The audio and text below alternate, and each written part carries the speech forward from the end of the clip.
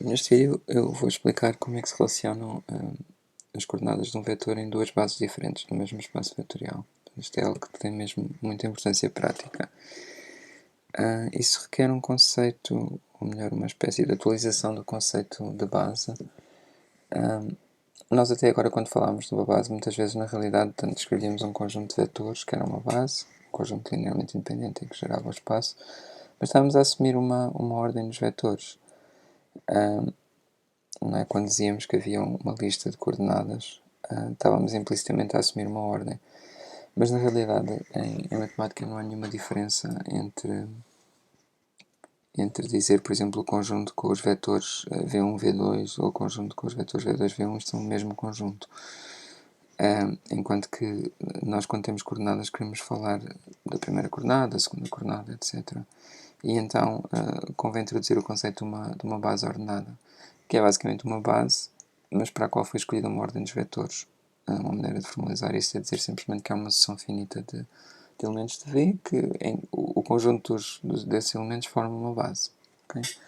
E então uma base ordenada assim é que determina uma espécie de dicionário entre o espaço vetorial e listas de n escalares, que são as coordenadas naquela base. Não é? Portanto, só para recordar que dado um vetor V, as coordenadas α1, αn são os únicos escalares α1, αn, tais que V é α1, V1, mais reticências, mais αn, Vn, sendo V1, Vn os elementos da base. Ok, então vamos supor então que temos duas bases, B1 que tem os vetores V1 até Vn e B2 que tem os vetores são W1 até Wn. O n é o mesmo porque, como nós vimos, duas bases têm o mesmo número de elementos, que se chama a dimensão do espaço vetorial em questão.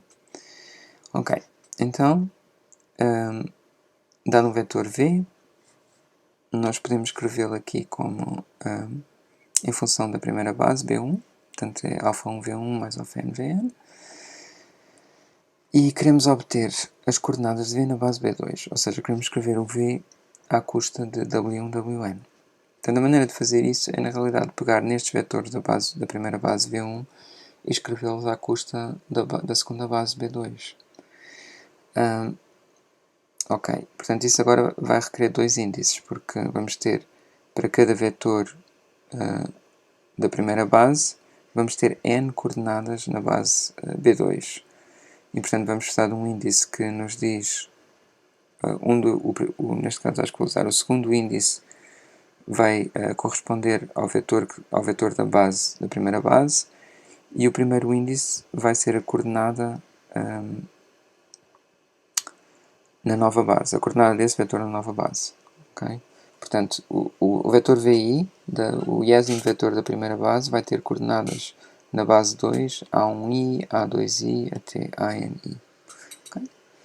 Portanto, nós escrevemos os nossos vetores da primeira base na segunda base e depois podemos substituir na expressão para o vetor V na primeira base, substituir as expressões para os vários vetores da primeira base na segunda base. E o que acontece quando fazemos isso é obtemos aqui este comboio. Portanto, α1 da V1 fica transformado em α1 vezes esta expressão aqui para V1. A1, W1, mais etc. N1, Wn. Que está aqui. E fazemos uma coisa mais α2 vezes V2, mais αn vezes Vn. E agora o vetor V já está escrito aqui em termos da nova base, o B1. Portanto, o vetor V arbitrário, está escrito em termos da base B2, porque isto é uma combinação linear dos vetores da base B2, não está ainda simplificado, mas para fazer isso é só pôr o W1, etc. e Wn em evidência, e se fizermos isso, ficamos com esta expressão aqui. Portanto, vamos, por exemplo, ver o que é que está a acontecer para o W1. Portanto, o que é que está a multiplicar por W1? Aqui, no primeiro termo, há α1, A1. No segundo, viria α12, A12. Ok? Portanto, α2, A12. E no último, por exemplo, vem αn, A1n. Ok? Portanto, esta é a expressão. Pronto, e analogamente para os outros termos, é uma questão de ter um bocadinho de cuidado com os índices, com o que é que estamos a fazer, Se calhar seria mais fácil se tivesse escrito mais outro termo, o termo do alfa 2, para uma pessoa ver bem qual é a regra que está a seguir. Mas façam vocês isso. Pronto, então a conclusão, acho que basicamente já está, é que as coordenadas do V na base B2 são dadas por esta expressão, que envolve os alfa-i's, as coordenadas na base B1, e estes coeficientes A e J que expressam os vetores VI, os vetores da base B1 na base B2. Okay? Pronto, claro que isto é mais fácil de escrever usando o produto matricial. Portanto, em notação matricial, como é que isto funciona? Portanto, se nós pensarmos, se chamarmos às novas coordenadas na base B2 beta 1, o que está a multiplicar por W1, etc., beta n, para o que está a multiplicar por Wn, então, por exemplo, o beta 1 vai ser, portanto, o vetor coluna beta 1, beta n, obtém-se do vetor coluna alfa 1, alfa n, multiplicando por esta matriz, pela matriz formada pelos coeficientes dos VIs na base WI.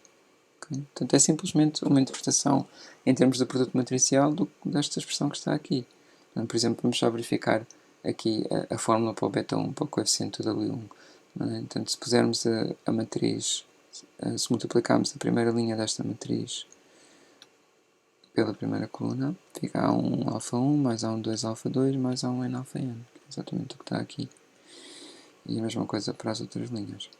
Portanto, uma coisa que é realmente importante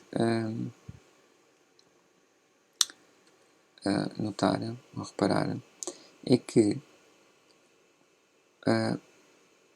como é que se constrói esta matriz aqui. Portanto, nós vimos que estes números são as coordenadas dos vetores da primeira base na segunda base, mas exatamente como é que é a sua disposição quando escrevemos as coisas desta forma. Portanto, a iésima coluna desta matriz é exatamente as coordenadas do vetor VI, do iésimo vetor da base B1, na base B2. Okay? E, portanto, nós lá em cima tínhamos chamado a atenção para, tínhamos esquecido de chamar a atenção para isto, não é? Que os números, por exemplo, A12, A22, AN2 são as coordenadas de V2 na base B2. É? Em geral, A1i, A2i, ANI são as coordenadas de VI na base B2. E se nós formos ver aqui a matriz que nós obtivemos a partir daquela expressão, A1i, A2i, ANI é exatamente a iésima coluna desta matriz. Ok? Pronto, portanto esta é a regra. É a regra de como mudar de coordenadas. Portanto, precisamos esta matriz que está aqui, chama-se a matriz de mudança de coordenadas. Não há realmente nenhuma notação standard para esta matriz. Eu vou usar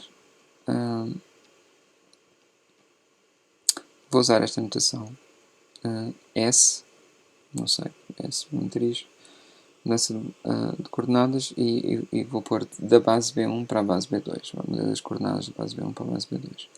Ok, então deixa-me enunciar esta proposição. Portanto, suponhamos que temos duas bases no espaço vetorial V, então existe uma única matriz n por n, que eu vou chamar SB1, B2, tal que para qualquer vetor V, as coordenadas de alfa 1, as coordenadas de V na base B1 e as coordenadas de V na base B2 estão relacionadas por esta equação. Portanto, as coordenadas beta 1, beta n na base B2 obtêm-se das coordenadas alfa 1, alfa n na base B1, multiplicando pela matriz. Okay?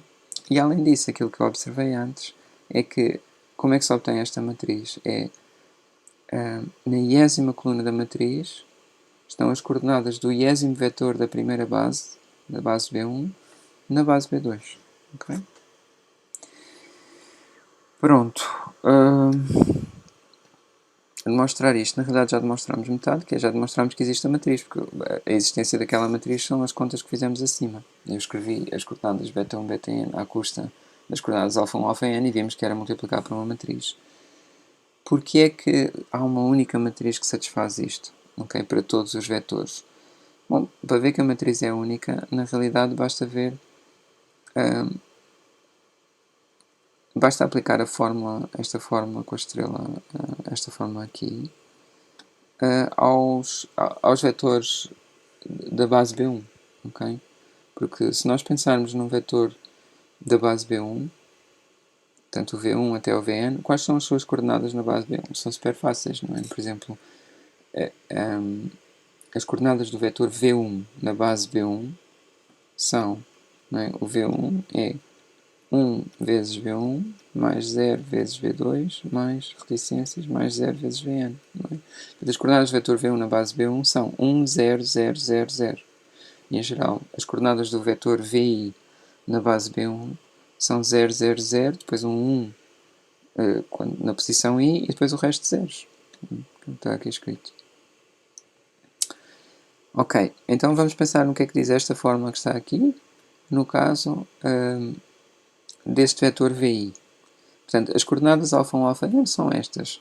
Portanto, aqui na coluna α1, αn vai ser 0, 0, 0, 1 na posição I, 0, 0, 0.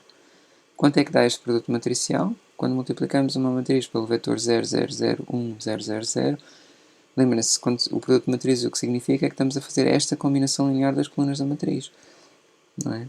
Portanto, quando multiplicamos a matriz SB1B2 por 0, 0, 0, 1, 0, 0, 0, 0, o que dá é a iésima coluna da matriz. Ok, isso é do lado direito do sinal de igual. Mas o que é que está a acontecer do lado esquerdo do sinal de igual? São as coordenadas, isto é suposto serem as coordenadas do vetor VI na base B2. Ok? Pronto, então, o que é que tem que ser a iésima coluna desta matriz? Tem que ser as coordenadas do vetor VI na base B2. E, portanto, as colunas da matriz estão determinadas, a matriz está determinada, é única. Okay? Pronto, portanto, isso é o final da demonstração. Porque é que a matriz é única. Ok, então vamos fazer um exemplo. Por exemplo, vamos relacionar, temos estas duas bases em R2, não é? Portanto, aqui um desenho seria, portanto, a base B1 seria,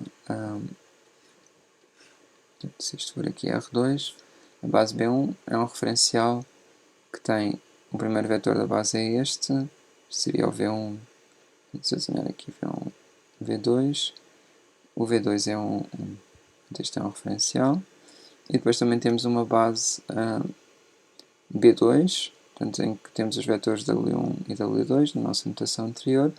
O W1 é na realidade igual ao V2, vou desenhar assim, mas devia estar mesmo por cima do V2, e o W2 é 1 menos 1, portanto o W2 é assim. Bom, não muito bem desenhado, mas pronto. Ok, e portanto, qualquer vetor de R2 pode escrever como combinação linear daquele referencial V1, V2 ou do W1, W2. Como é que as coordenadas estão relacionadas?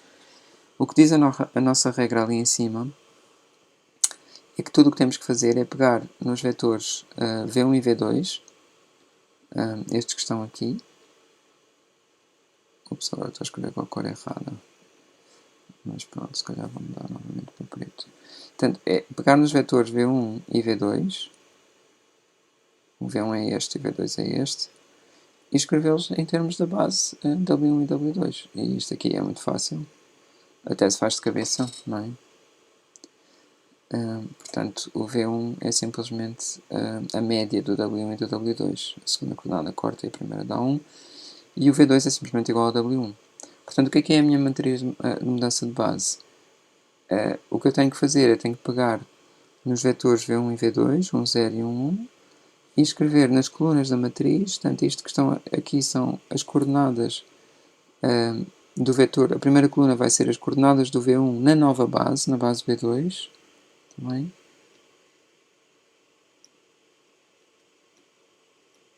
Pronto, e para a segunda coluna a mesma coisa. Na segunda coluna vão estar as coordenadas do V2 na nova base, na base V1, V2. E, por exemplo, imaginemos que temos aqui um vetor,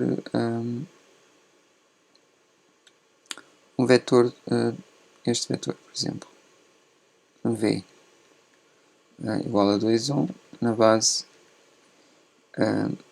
um vetor V, 2, 1 em R2, vamos ver que coordenadas é que tem. Bem, para já que coordenadas é que tem na base B1. Bom, na base B1 ele é basicamente V1 mais V2, não é? Portanto, o V é igual a V1 mais V2 e, portanto, as coordenadas na base B1 são 1, 1. 1 vezes V1 mais 1 vezes V2. O que é que tem que ser as coordenadas na base B2? Temos aqui a matriz de mudança de coordenadas, S, B1, B2. Quando multiplicamos pelas coordenadas na base B1, que são 1, 1, obtemos as coordenadas na base B2, que são estas, 3 mais 1 meio. Okay? Pronto, isto é simples, mas é uma coisa, é algo que faz um bocadinho de confusão, porque são nomes diferentes para o mesmo vetor, é algo que intrinsecamente mudar de coordenadas provoca alguma confusão. E pronto, para resolver a confusão é preciso praticar, fazer exercícios. Isto é uma coisa que é útil, é importante na prática, saber mudar de coordenadas de uma base para outra. Portanto, por favor, façam os exercícios das fichas. Ok, só algumas coisas mais gerais acerca destas matrizes de mudanças de coordenadas para terminar. Portanto, uma coisa um pouco tonta é, portanto, suponhamos que temos 3 bases quaisquer num espaço vetorial. Uma coisa primeiro um pouco tonta é que a matriz de mudança de coordenadas numa base pela própria é a matriz de identidade, porque, quer dizer, não estamos a mudar de coordenadas e, portanto, como é que se passa de um vetor para ele próprio é multiplicando pela identidade. Uma coisa com um bocadinho mais de conteúdo é como é que se relacionam as matrizes de mudanças de coordenadas da base. Portanto, se quisermos mudar de coordenadas da base B1 para a base B3, como é que isso se relaciona com as outras mudanças de coordenadas da base B1 para a B2 e B2 para a B3? É por esta fórmula que está aqui. Portanto, a maneira de pensar nisso é, eu começo com as coordenadas da base B1 e quero chegar às coordenadas da base B3, não é? Então, primeiro eu multiplico pela matriz B1, B2 e passo para as coordenadas na base B2. Agora já estou nas coordenadas da base B2, como é que eu passo para as coordenadas da base B3? Multiplico por esta matriz e agora passo da base B2 para a base B3. Portanto, no final, passei da base B1 para a base B3. É o que esta fórmula está a dizer. Pronto, e também é uma consequência na realidade de 1, não é? Como vamos ver que se eu sei passar da base B1 para a B2, então também sei passar da base B2 para a B1, porque a matriz de mudança de coordenadas é simplesmente a inversa. Okay? Pronto, para demonstrar estas relações, na realidade tudo o que temos que fazer é fazer as contas, porque nós sabemos que existe uma única matriz de mudança de coordenadas. Portanto, para ver que, por exemplo, para ver esta igualdade, tudo o que temos que fazer é ver que, uma vez que a matriz é única, bom, isto que está aqui do lado direito do sinal de igual é uma matriz. Portanto, se esta matriz fizer a conta, mudar das coordenadas da base B1 para a base B3, então esta matriz produto tem que ser a matriz de mudança de coordenadas. Portanto, vamos fazer isso, se calhar, só neste exemplo da associatividade. Portanto, vamos pegar num vetor V, qualquer genérico de V, e vamos escrever para as coordenadas do V alfa 1, alfa n na base B1, beta 1, beta n na base B2 e gama 1, gama n na base B3. Ok? Então, o que é o SB1B3? É a única matriz que, para qualquer vetor, quando nós multiplicamos as coordenadas alfa 1, alfa n na base B1 por essa matriz, nos dá as coordenadas gama 1, gama n na base B3. Okay? Pronto. Então, vamos ver que essa matriz é igual a esta. O que é que temos que fazer? Temos que multiplicar as coordenadas alfa 1, alfa n por esta matriz de produto. Se der gama 1, gama n sempre, então estas matrizes têm que ser iguais. Nós vimos acima que é única, são caracterizadas por o que é a sua iésima coluna.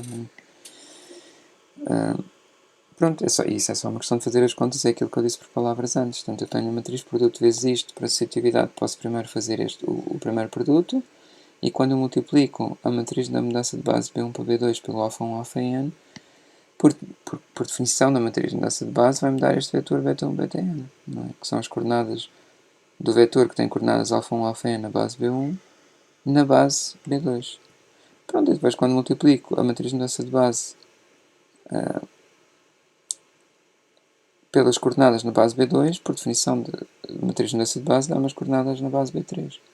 Portanto, como este produto, o produto destas duas matrizes multiplicado pelo vetor de coordenadas na base B1 dá o vetor de coordenadas na base B3, este produto de matrizes tem que ser igual à matriz de mudança de coordenadas. Ok? Pronto, que é esta fórmula que nós temos aqui.